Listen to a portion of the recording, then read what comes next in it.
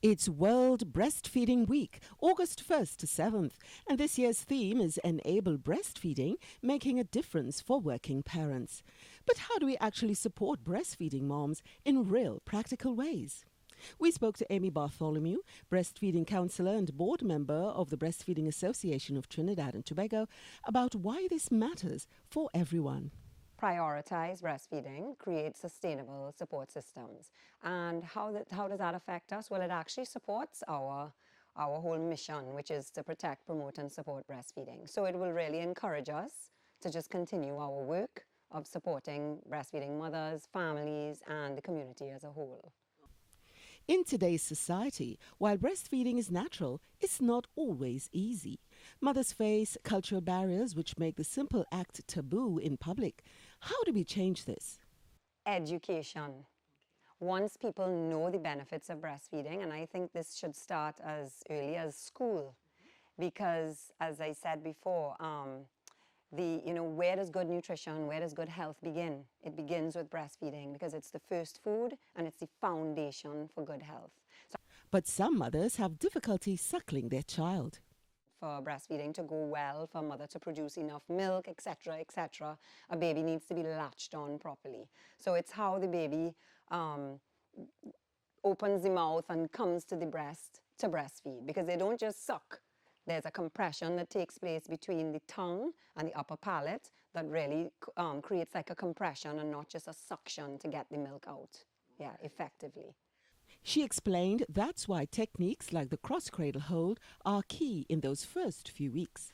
You want the baby's whole body to face the mother, right? So the baby's ear, shoulder, hip are all in alignment. And if you notice, baby's tummy is to mummy, right? And so that's the first thing, that you want to get the baby tummy to mummy, and then holding the baby with the opposite arm to the breast that the baby is feeding on. So if a mother is feeding on the left breast, she'll hold her baby with the right arm. Place the baby's bottom in the crook of the elbow, hold the back of the baby's neck and not the back of the baby's head. The reason for that is when you hold the back of the baby's head, it tends to press the nose into the breast, and then the baby has restriction in opening of the mouth. Ms. Bartholomew noted that when the baby latches well, milk flows better and mom produces more. But how long should breastfeeding last?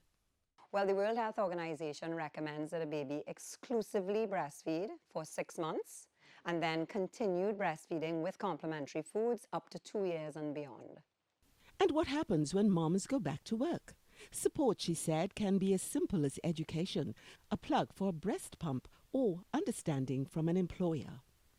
But mommy just needs enough for like the first day or two of work, and then when she does go back to work, she will pump one day, pump hand express, however she decides to remove the milk.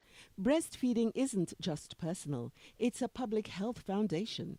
Better nutrition, stronger immunity, lifelong health for both baby and mother.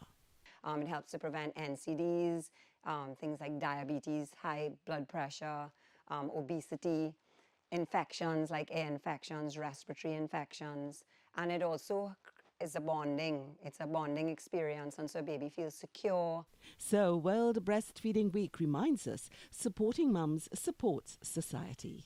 Breastfeeding is everyone's business, and we want everyone to support mothers with breastfeeding, not just the families of the mom or the friends of the mom. We need communities to come together and really support breastfeeding so that mothers feel comfortable to breastfeed anywhere at any time. Marie-Therese Bernard for We Focus on TTT News.